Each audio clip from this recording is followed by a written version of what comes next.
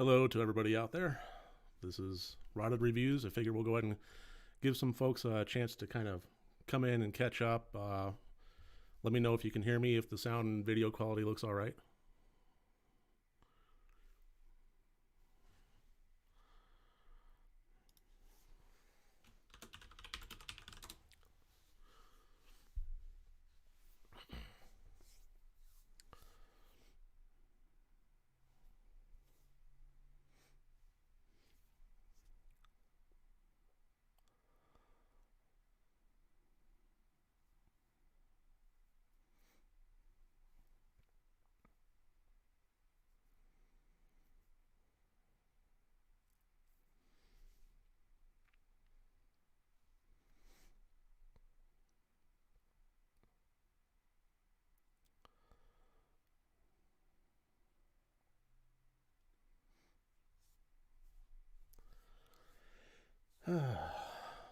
I sure hope everybody's doing all right. Hello, Jana.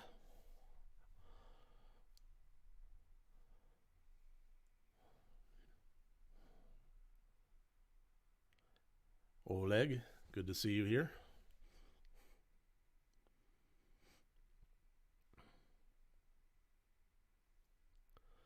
Ben, good to see you too.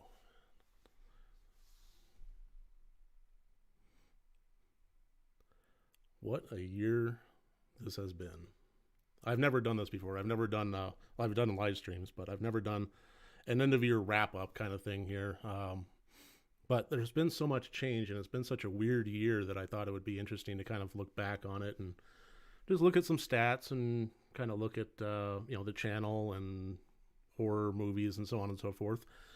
So this is going to be pretty just very loose form kind of conversation here. So I mean, I'm happy to answer any questions anybody has and so forth. I'm just going to go ahead and show off the analytics page here and kind of go through some things and just kind of like the title implied, just kind of year in review to cap things off and look at what's coming up ahead.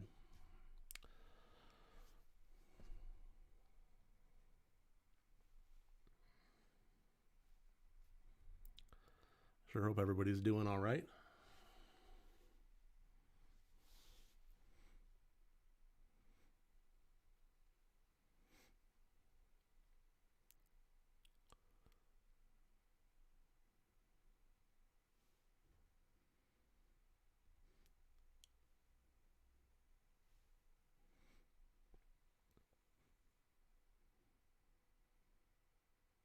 Oh, okay. Just got off work.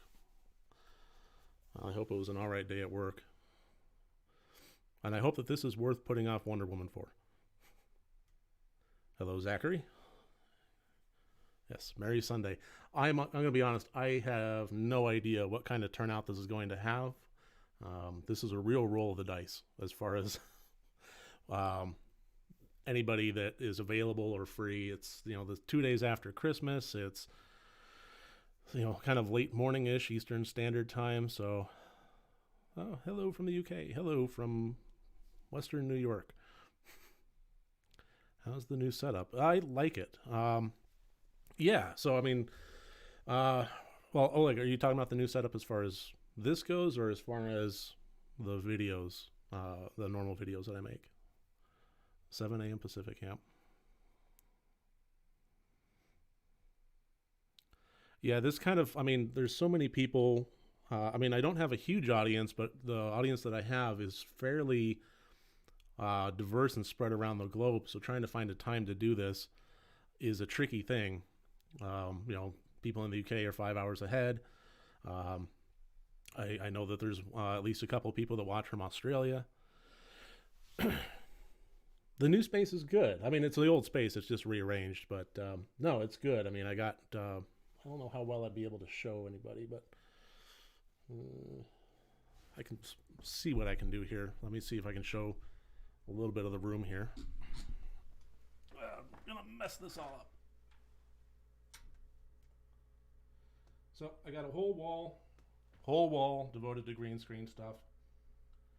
I got that wall, which is the old place that I had the green screen, which is a much smaller one. Let's see if I can get this right again.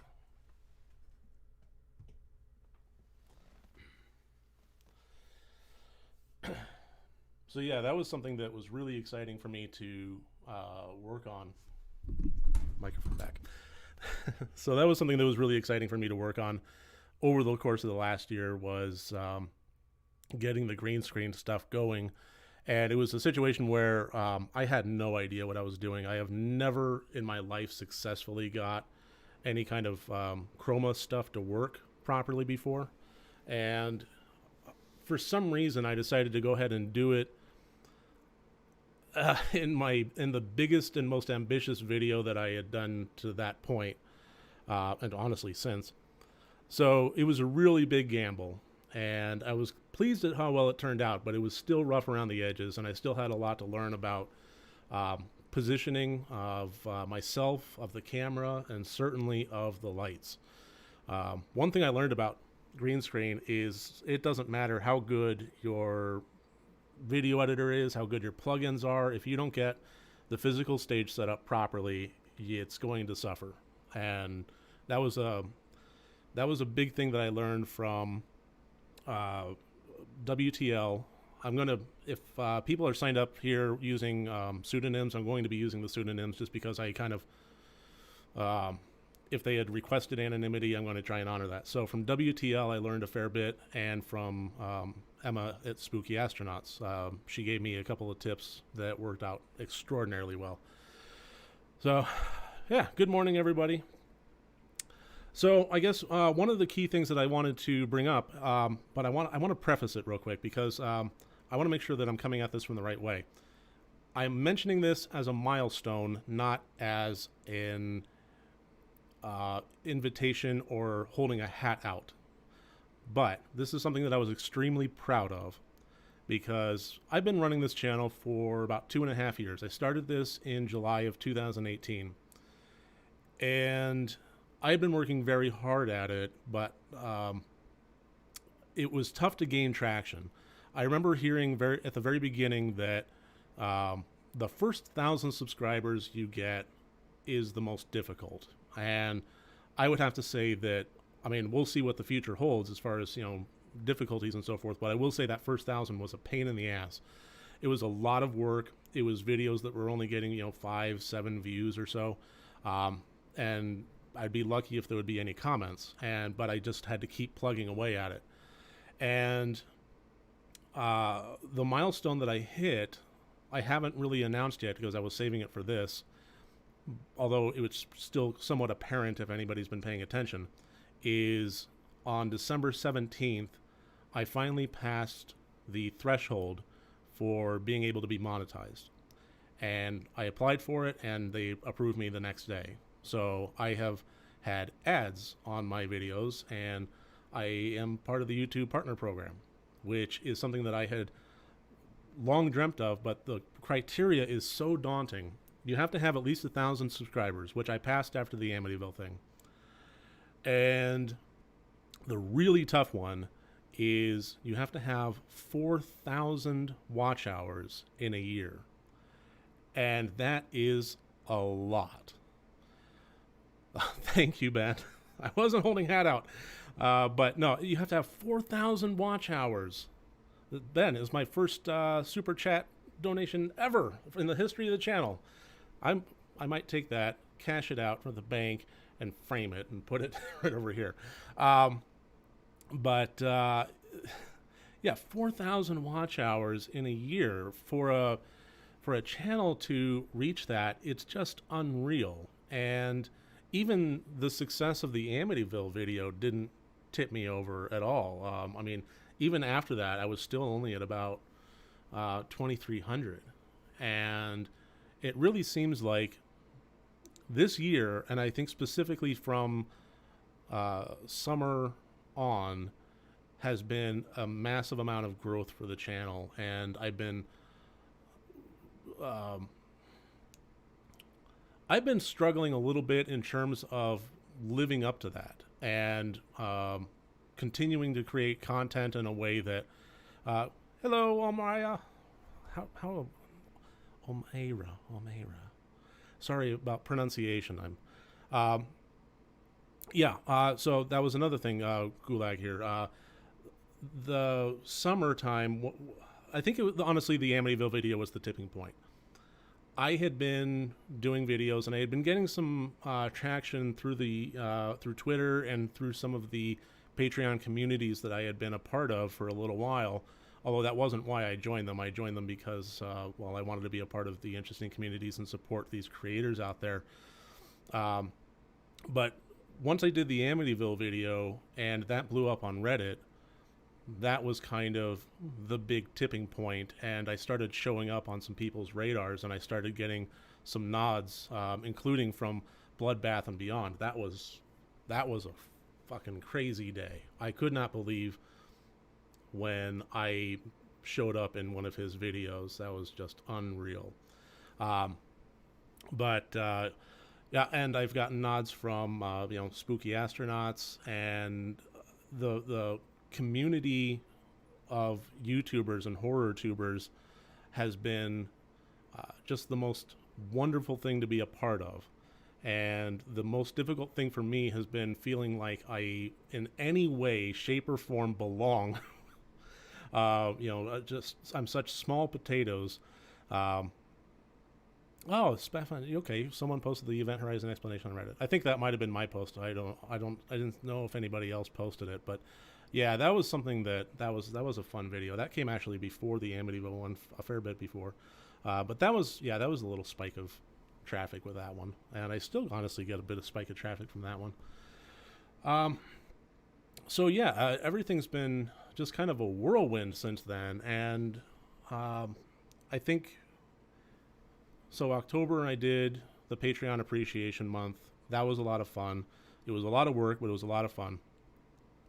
And that was when I took video requests from all of the patrons, and if they requested it, I reviewed it, no matter how much it may have hurt. And honestly, they took a fair bit of charity on me, because some of those movies were really good. And November was kind of regrouping a little bit, and also preparing for the Amityville follow-up video. And then obviously December we just got done with the Advent calendar, and I cannot tell you how relieved I was. Yes, thank you for Stan Helsing. I cannot tell you how relieved I was yesterday when I woke up and realized I didn't have to make a video. I enjoy making them. I really do. I enjoy making this content. It's one of the best things ever, but to have a day where I didn't have to open up Adobe Premiere and look at that fucking timeline and start chopping things up, it was just it was a weight off my shoulders. So, just a heads up, I will be, after this live stream, I will be taking a bit of a break. I'm probably going to be coming back with a more reasonable schedule after I would say the first or second week of January, probably the first week, knowing me. I can't stay away that long. But, yeah, that's been one of the weirder things to kind of hash out, is this has been a very odd year. For everybody, clearly. And I'm certainly not the first person to say so. And then figuring out how to deal with this growth and this absolute influx of video and videos that I was producing in the context of this living arrangement. I've been working full-time at a steady career for decades, and all of a sudden I got thrust in the position of working remotely. So trying to figure all this out on just a logistical level, what time do I wake up? What time do I take a shower? Do I put the channel, do I record first? Do I record after work? If I record after work and I'm not feeling well, how much does that put me behind the 8 ball?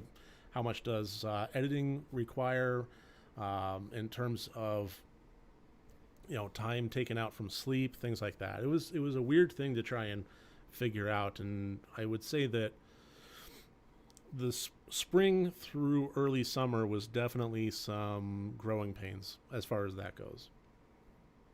By the way, for anybody watching this, I am taking any questions. So if you have any questions, I'd love to hear about them in the chat here, and I'll go ahead and answer them. We'll just kind of do a loose AMA kind of thing here while I'm droning on and on. So I have found that the subscriber base that I've had in the last 365 days, and I'll go ahead and show you here, has been a growth of about 70%, which is absolutely unreal. I just can't quite believe it still. It's just remarkable. And I mean, I've been working hard at it, but you know, things like that is just nuts to me. And yeah, the the top videos of this period was the Amityville challenge, and that's another thing that really confounded me was an average view duration of 15 minutes and 40 seconds, which in terms of YouTube videos is forever. One compliment that I got on that video, and I got it from a few people, was just the biggest compliment in the world, and that, you know, for an hour and a half long video, people were saying that I managed to hold their attention throughout. And that may seem like a little thing, but honestly, that was huge to me. I could not believe that I was presenting information as articulately and as entertainingly in such a fashion that I was actually retaining the views or the attention span of the audience throughout. So, I mean, 15-minute average view duration is just an insane amount of time, considering that a lot of those people are going to be people that kick it on, don't like what they see after the first, you know, minute or so and drop off. So that affects things. So that was awesome. How many movies did I watch this year? You know what? Let's find out. So we got content. So I'm just looking at the. Here, I'll bring you in on it. So I got the videos here. This is not going to be accurate as far as how many movies, because these are basically just how many videos I've made. And if we drop it down to 50.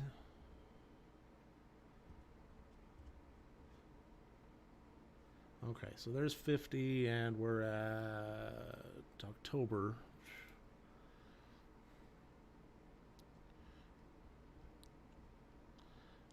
Another 50, and we're at February. And let's say another, let's discount a few that were kind of oddball ones in there. So let's just go ahead and say about 60 videos, and at least a couple of those were things like, okay, the horror movies you've never heard of, so those were 5 reviews. The Amityville was 22, so I would say close to 100 movies all told, between the groups of them and so on. I see books. I'm not suggesting you should, but have you thought of adding book reviews? I thought about it. The problem is, honestly, time.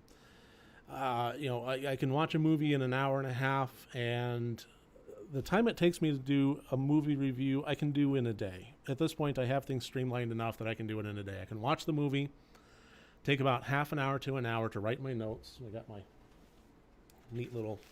These are all the movies that I reviewed, and my notes here. So take about half an hour to an hour to kind of write my notes and get facts and information and bullet points jotted down.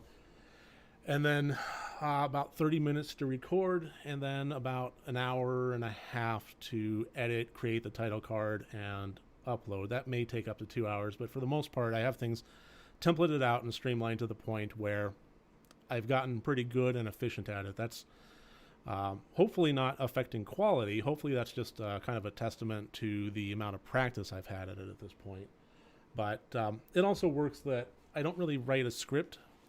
Anytime you hear me talking about anything on a video, I'm not talking from a script.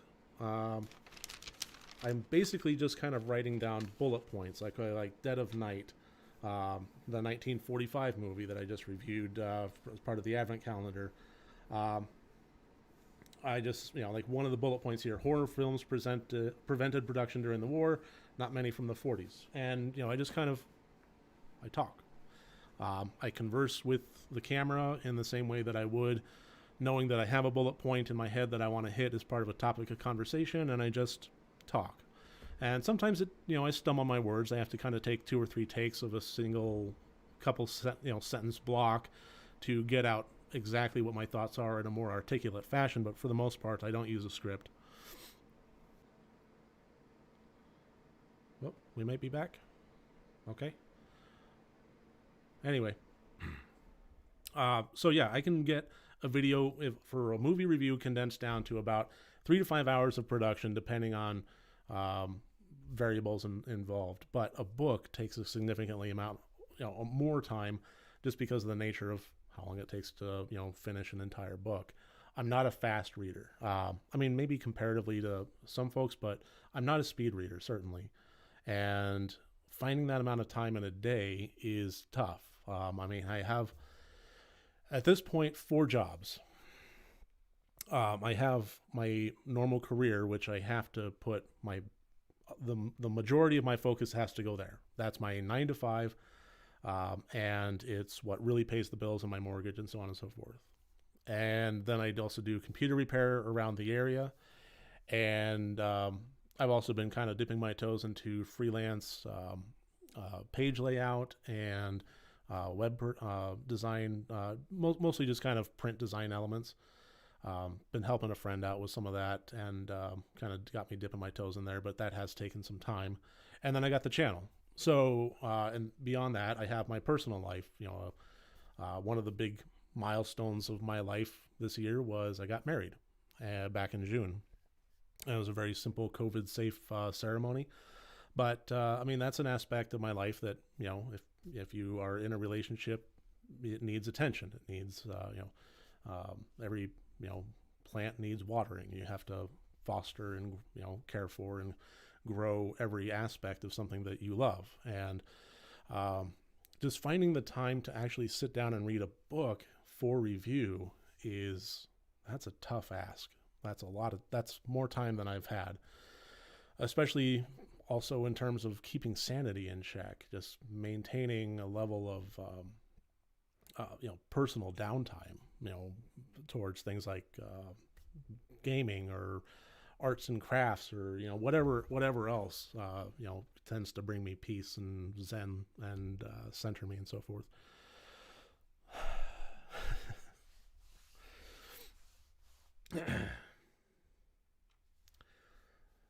So let's see. That was just kind of going back through some of the screens here. So this was an interesting kind of experiment that I did back earlier this year. The horror movies that you've never heard of reviewed.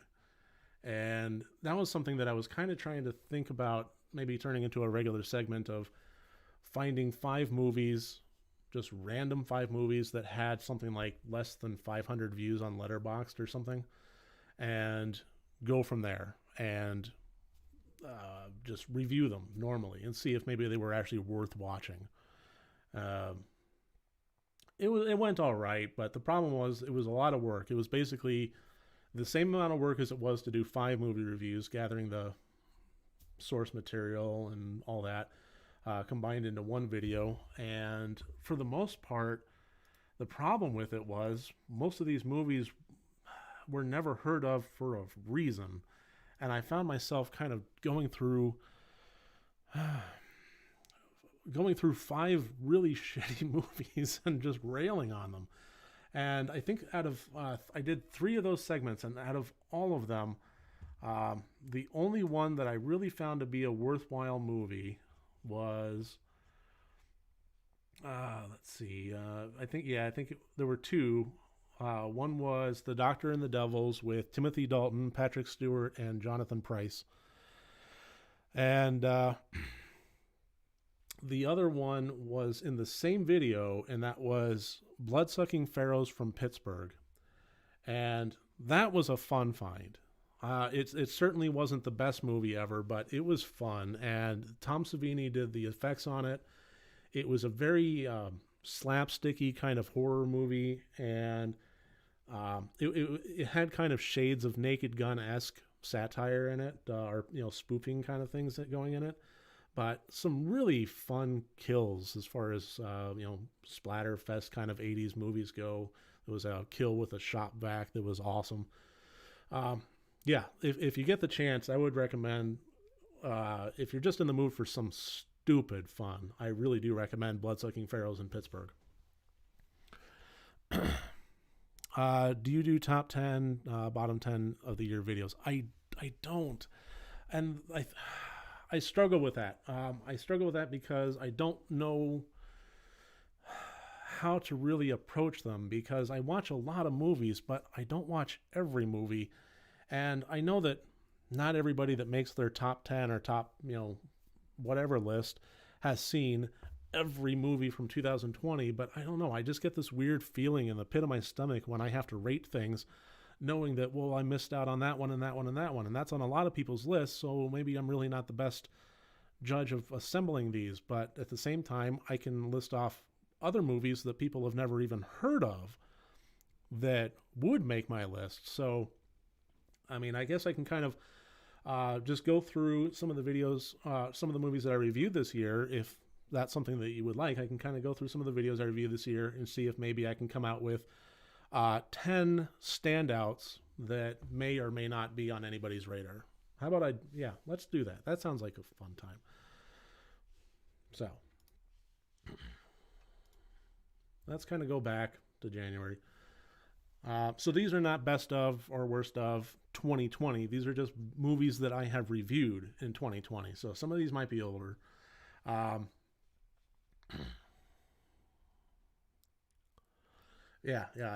there's a few that I've seen that there's one in particular that I do want to bring up, and I'll definitely get to that in just a second. Midsummer, Ready or Not. So January, you can tell January is kind of my time to catch up with shit. So last year I had done the Advent calendar, and finally I had time to watch movies like Midsummer and so on. Black Coat's Daughter, that's a slow burn, but I do recommend it. Color Out of Space, yeah, that's a good one. Tigers Are Not Afraid. Okay, so I got a copyright ding on that one, and I still have not figured out why. I really try to be in compliance there, but regardless, that was kind of... If you've watched the progression of my channel over the years, you can kind of tell that I've been very cautious about copyrights. And Zach, Letterboxd, no, I don't, but, well, I'm putting a pin in that answer. I'm reading it, I'm hearing you, and I do want to answer that, but I'm putting a pin in it for right now. I will get to that as far as Letterboxd. But yeah, I really kind of was trying to figure out how to tread the line between including material from the movies and avoiding copyright strikes, because the last thing I wanted for my channel to go bye-bye. So it started out with not having anything, and then it started incorporating still pictures that I would start peppering in every once in a while as I started talking about, especially describing the plot. And eventually it got to the point where I figured out that I could, technically I already knew how to do it, but put video clips in there. But then it was a matter of refining things so that I could figure out what the threshold was to avoid throwing up that red flag from YouTube systems. And Tigers Are Not Afraid was one of my hand slap moments. So that was part of the learning process. So horror movies I never heard of. What do we have? Okay, we have Get Gone. Okay, none of those were worth watching. Those were terrible. So going back in time. Blood-Sucking Pharaohs in Pittsburgh. I mentioned The Devil and the Doctors. That was one that I think people should look up more. Again, Patrick Stewart, Jonathan Pryce, Timothy Dalton. I think it's a really underappreciated gem that came out back. It was just before Patrick Stewart got his role as Picard, and it's not like a horrifying horror movie, but it is kind of one of those. Set back in, English, 100 years ago in England kind of thing. And it's one of those horror movies where it's murder. So, yeah, not terribly scary at all, but let's see. Okay, so yeah, here's where I did my ending explained on Event Horizon. That was fun. These were all terrible. Oh my God. This is where I started to realize that Lynn Shay, I love her to pieces, but damn. And okay, one of these movies in this 5 horror movies I haven't heard of, or you haven't heard of, was Helen Keller versus Nightwolves. And that was one that I do want to recommend because, especially if you're in the mood for just something really, really stupid. because it is very stupid. It's done from the same guy that made FDR American Badass. And it's just the stupidest shit you've ever seen in your life, but it's still somehow funny. And watching Barry Bostwick in his role, just completely reveling in the absurdity of the situation, it was worth watching. And Lynn Shay was in that too. She played the elder Helen Keller.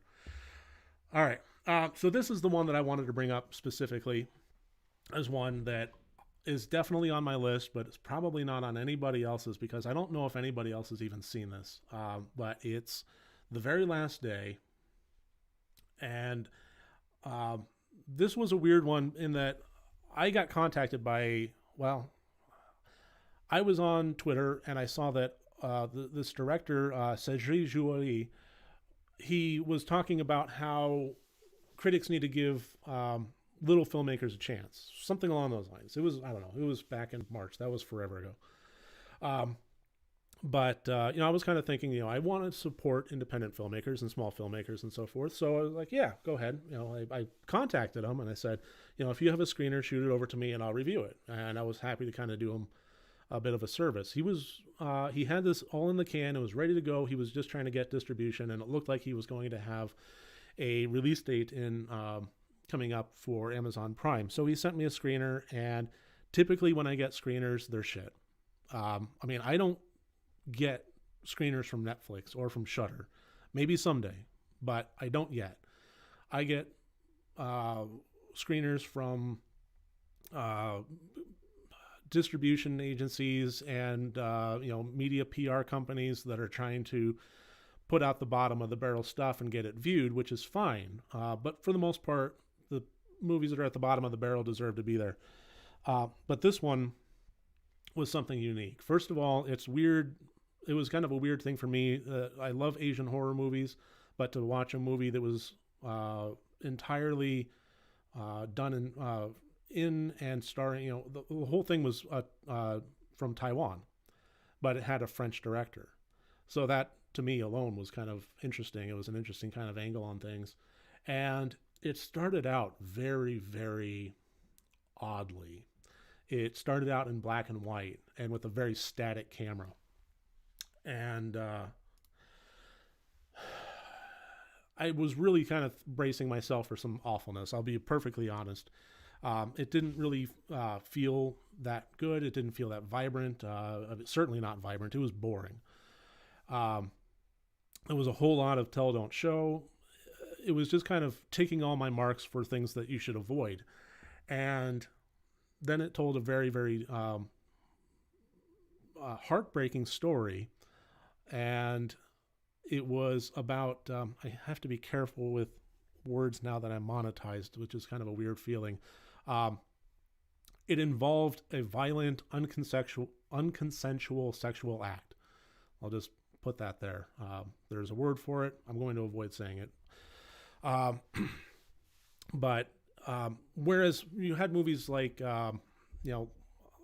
Last House on the Left, things like that, where it was very violent, it was kind of revenge stuff in that vein that was very angry. This wasn't angry so much as it was sad and melancholy, and it explored a whole gamut of different emotions regarding this act. And as the film progressed, it started to get a little bit of a sepia tone and a little bit of a color palette to it and the camera started moving a little bit more. And the movie just kind of woke up slowly as it told this story. And until it was full vibrancy with, full colors and moving camera and so on. And it was really kicking off with the story by the time, it reached its climax. So to watch a movie incorporate color and camera movement as a factor in the storytelling to that degree was really interesting. And the notion that it dealt with such a complex topic in a way that was more mature. It was, it dealt with, the guilt of every party and the ostracization. It was very, very grown up and multifaceted in how it handled it. So that's one that it was definitely on my list, is The Very Last Day. So, okay, moving on. Let's see. Fuck You Immortality. That was... yeah, it's in the title. I'm surprised. I'm not surprised that that's limited. Fuck You Immortality. Um, that was that was a cute one. I wouldn't say I recommend it. Carrion was a weird one in that I hate when this happens. You can see I got a lot of views on that. Not all of them were earned. Many of them weren't, because about the same time that I put this video out, there was an independent video game called Carrion that got put out, and Markiplier started playing, and so on and so forth. And I started seeing the numbers click up on this video, and I was like, why? I can't. It was just this small little shitty movie. It was a terrible movie, and couldn't figure out for the life of me why until I started realizing what the hell was going on there. And that was a weird one. Dreamcatcher was another. Yeah, Lin Shaye is just a cautionary tale right now. I mean, some of her stuff is awesome, and I love her. She's great. I will stand by that. But her choices sometimes, between Dreamcatcher, Gothic Harvest, yeah, it's just some painful stuff. Gothic Harvest had Lin Shaye and Bill Moseley, and it didn't have the wherewithal or the foresight to actually put them in any scene together. Like, what the fuck are you even doing? Lobos de Arga, that was a fun one. That was recommended to me by a good friend of mine, Nick Schlegel, from Spain. That was a really cute, funny, fast-paced werewolf movie from Spain. Let's see, Scare Package was fun. Most everybody's covered that at this point. The Goocher should be avoided at all costs. I finally watched Possession. Relic, I would recommend. That would make some of my top stuff. Okay, Room for Rent was a Lin Shaye one that it was a lot better than some of the stuff that she was putting out, like Gothic Harvest and so forth. This one she was way more involved in. I think she actually got EP credit for it, and maybe even co-writer credit, but she was much more involved in the storytelling aspect of this one, and for the first time in a long time, she played the lead character. I wouldn't say it was great, but it was good. All right, Murder, Death, Koreatown. If you want to know what happened with that, just watch my statement and apology video on it, but I basically rescinded my review of it for ethical reasons.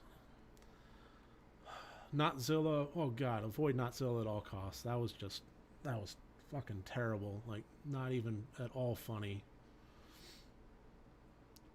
Jerry was a video that I reviewed for a friend. It had nothing to do with horror. It was just kind of dipping my toes in and doing my friend a little favor. Let's see. Okay, and then we got this one. Yeah, very ineligible. This was my big learning lesson as far as including video clips and what can be done there. So yeah, major copyright claims. This was the most copyright claims. I think it was something like 21 copyright claims, and it was banned in Ireland. So I learned my lesson from this one more than anything else. And then I kind of went up. Rent-A-Pal is one that I want to suggest. That was a good one. That was one that seems to hit a fair number of people's radars, certainly more than The Very Last Day. But I still don't hear as many people talking about it as I think it deserves. It's a very uncomfortable movie. But I was expecting something really terrible in terms of quality. But I was very pleasantly surprised by the acting, the character profiles, and the just the overall emotions that are brought out of me. It was heartbreaking. It was a tough and very uncomfortable movie, and it was very heartbreaking, but I recommend it. Rent-A-Pal. Let's see. Grabbers. I watched that one and reviewed it because Emma from Spooky Astronauts made her recommendation to me on that at my last live stream.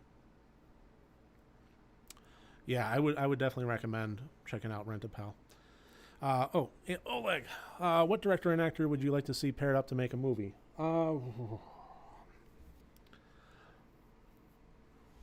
I would like to see... That's a good question. I would like to see... This is going to sound a little weird, but I would like to see what Robert Eggers would do. Not that I'm a big I mean, I'm definitely not Robert Eggers fanboy. I'm actually one of the few people out there that vocally is not the biggest fan of The Witch. But I appreciate his style. I appreciate his dedication to details and what he brings out in actors. And for that reason, I would like to see what he does with John Turturro as a lead character. I think that could be interesting. Let's see. Mass Hysteria. This is one that I did as one of my screeners. And let's see. Communion. That was another one that was Emma's recommendation at an earlier live stream. And then we just kind of, okay, this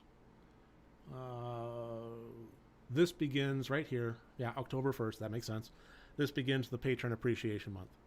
So this is where I was taking everybody's requests and so forth. Many of them I had not yet seen. The Happiness of the Katakuris was very interesting. I was glad to have watched that. Slither was just an absolute delight. Eligible video. Yeah, I got him on copyright claim on that one. Ben, Stan Helsing, thank you. Pin, was glad to finally watch that. I had seen the pictures of Pin on Twitter and never really put two and two together, but as soon as I started watching this, it immediately became apparent what I was watching, and I was very glad of it. Squirm was a fun little delight. That was the first and only movie so far that I have reviewed that has been riffed by Mike and the Bots, or it might have been Joel and the Bots, but it was the Mystery Science Theater 3000 crew did a riff of Squirm, and that was the first and only time so far I've reviewed a movie that made their list, and I actually really enjoyed it. I thought it was a lot of fun. A lot of worms. A whole lot of worms. Let's see. Tony, it was all right. Final Girls, that was a pleasant surprise. Bad Milo I had seen before, but I was really glad to finally get the opportunity to watch it. There's several times in which I watch a movie and it doesn't actually get reviewed, and there's a few reasons for that. But Bad Milo was one of them, and I was glad to give it a rewatch and actually give it a review that time. Antichrist, I was not so glad to give that a rewatch, but it made for an interesting review. Age restriction, yeah, okay, I had to put an age restriction on there. Silk, that was, man, it's tough to say if I actually fully recommend that one. I enjoyed it. It is a little bit campy, it is a little bit silly, and the end has some CG that does not hold up in the slightest. It looks sci-fi original bad in one particular part. But I still thought it was interesting, and I was the first person on YouTube to even acknowledge it, much less review it. So I was glad to put that feather in my cap. Yeah, that was early Rick Baker. I think that was Rick Baker's first movie, was Squirm. I could be wrong on that. Correct me if I'm wrong, but I think it was. Session 9 was another one that I was glad to get another watch and review. Okay, Amityville follow-up. So, yeah, I made this one ineligible with the age restriction, and there's one reason for that. Only one.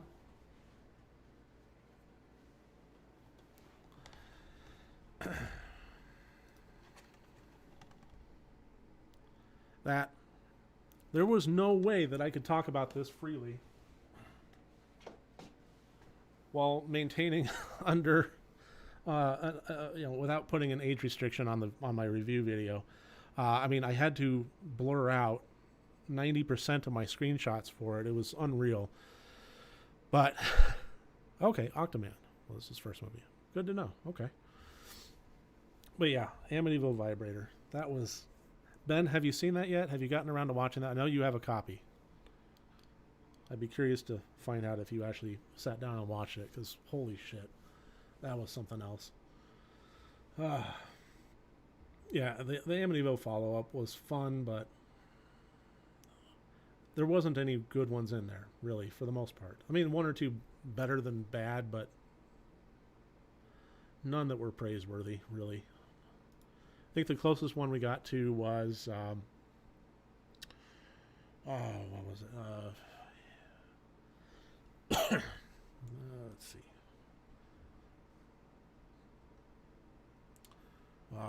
the Dawn. I think the Dawn and somewhat of Amityville Prison was probably the best of the bunch, but still haven't been okay. And after that, we got the Advent calendar, so that kind of gets things caught up. So yeah, it's been a subscriber growth of about 70%. I still don't know what estimated revenue even means. I don't know how to do anything as far as money goes with being monetized, but we'll see. That's just something that I'm kind of still getting used to and figuring out what that even is. But I'm glad to have crossed over the threshold. I'm glad to get that going there.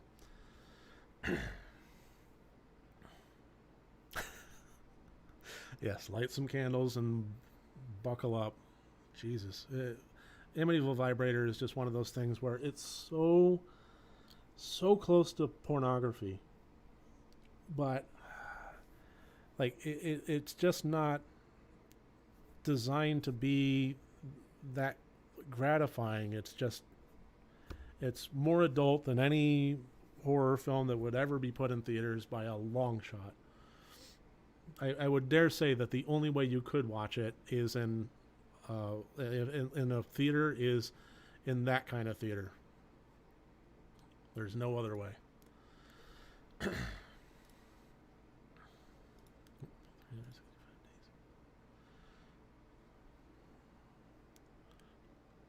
Heard you don't get a payout until you raise over 100. Okay, well that'll take me a year. So yeah, okay. External sources, Reddit was the big post there. I need to work on my playlist a little bit more, but we'll see how that goes.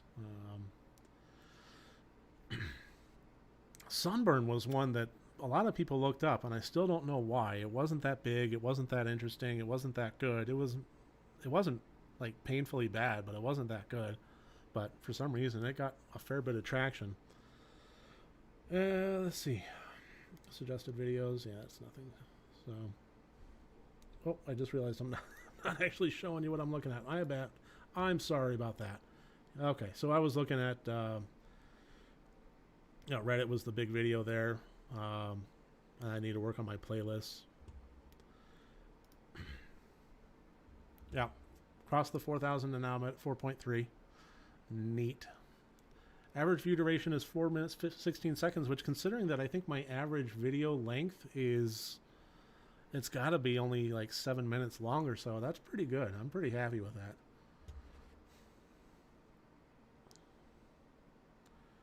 Videos, top videos might end the screen.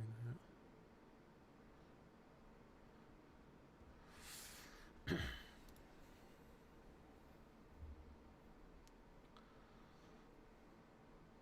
This is another thing I need to pay attention to. Is this is one of the things where what I need to do is get caught up. I need to start the videos that I make today. I need to be releasing tomorrow or the next day. I don't want to go too far in advance, because then that kind of means that I'm always behind. Like if a movie comes out and I don't release my review of it for a week, that puts me, a week behind other people putting out their stuff. So I've thought about doing commentary tracks. Yeah, I don't know how well I would like. That would be something that I would feel more comfortable collaborating with somebody with, but I don't know. Maybe I could do a commentary track or something. Excuse me.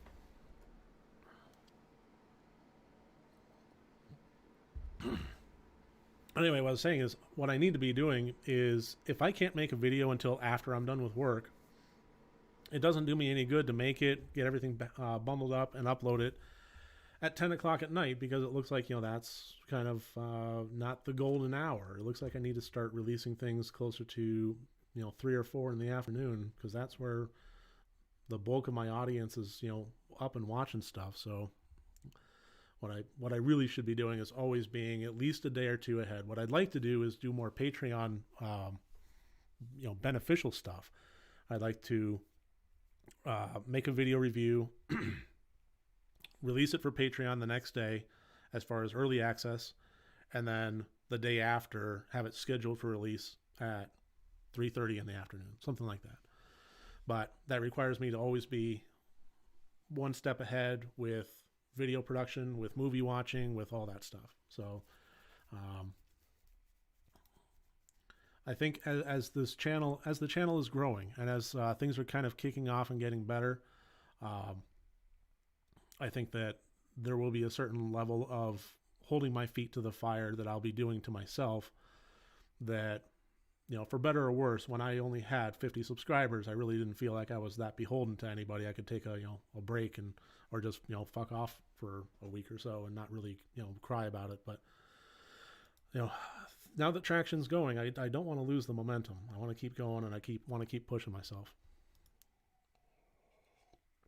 And revenue, that stuff. This didn't used to exist here a couple weeks ago, so we'll see how that goes. So, 1760 when I started out this year. Yeah, it was closer to 500, which is just unreal. A year and a half of work to get to 500 subscribers, and now I'm at 17 and change. So, I guess at this point, with a couple minutes left, unless anybody has any more questions here, I'd love to answer them. I think what I'd like to do is just kind of go over some goals as far as the next year goes. First of all, I'd like to stay healthy and sane. That'd be pretty sweet. I don't know how feasible that is on either level, but hopefully things will kind of settle down. The vaccine will get rolled out steadily. I don't anticipate that I'm going to be back in the office properly until maybe, I work for a university, so my life is broken up into semesters. And I would have to say that optimistically, I wouldn't be looking at coming back into the office until summer or fall. So this is going to be a reality for a little while. Yeah, here's to twice the success for next year. I would honestly, here's my goal, is to do this video. I'd like to do this video every year. This is kind of an end of year wrap up, just kind of looking at the year in review. When I do this next year, I'd like to be at 5,000 subscribers. And I'm going to keep plugging away, and I think that that's possible because we're talking about, yes, I had some spikes of growth, but I think that once the ball starts rolling, as long as I continue keeping up with schedules and with quality and continuing to push myself, while also preventing burnout, I think that I can get to 5,000. I'd like to. And I'd like to do more goals. It's more, beyond numbers. I would like to have more collaboration. I've already been talking with one YouTuber about collaborating more on a somewhat regular series, but I would like to do that more. I would like to collaborate more with my fellow horror tubers out there and have more live streams, things like that. If gave an award to a movie you reviewed this year, for which would it be? I said, worst movie to watch with your mother. Yeah, I'm going to go ahead and give that to Amityville Library as far as that goes. But as far as a honorary mention for award for movie for worst to watch with your mother, I don't know if there is an honorary. That's just like top of the heap. Now that Amityville is over, what's the next big franchise to do? I think, well, people were mentioning, what was it, like the Witchcraft series, Witchblades, Witch something. And I want to say that I'd like to tackle that, but I can't find it anywhere. I can't even find copies to buy. So that one's going to have to be like no go. I apparently there's just an ungodly number of them, like 17 in the series or something like that. But I've only been able to find a couple for purchase, and those are insanely expensive. And even then, I wouldn't have even the majority of them. So I don't think that's going to happen. Hellraiser is probably one I'm going to be doing. I mean, I'd like to do good ones. Witchcraft evolves. Okay, good to know.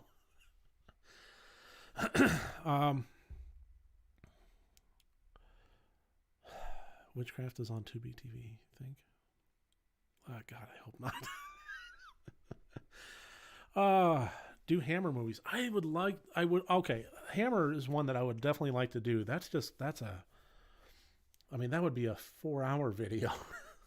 So I was actually thinking about doing things, videos like various incarnations of a monster. So kind of cover Universal Frankenstein, Bride of Frankenstein, Hammer, various Draculas and so on.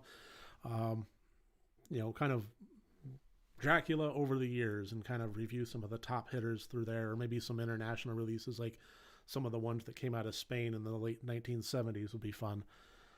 Things like that. I was definitely thinking about doing something along those lines. Children of the Corn, yeah, that one's definitely going to be on the list at some point here. So yeah, I mean, franchise videos seem to do pretty well, and they seem to retain the audience pretty well. They're a lot of work. They're a pain in the ass. I think it took me a grand total of 36 hours of editing alone for the first Amityville one. Well, yeah, I would like to do at least 3 or 4 franchise videos throughout the year. And I'd like to do more of these live streams, honestly. I've been enjoying them, and if I could get in on a combination of live streams and collaborative videos with other horror tubers, I would love that. That'd be great. People have asked me about doing things like interviews and see if I can get, directors or actors or anything. I don't know necessarily about that. I've never really properly interviewed anybody, and I know that itself is an art form, so we'll see. Maybe. Yeah, I mean, I'm at this solo too, and so trying to have a get as far as a director, that's a whole lot of work in the background alone. So we'll have to see about that.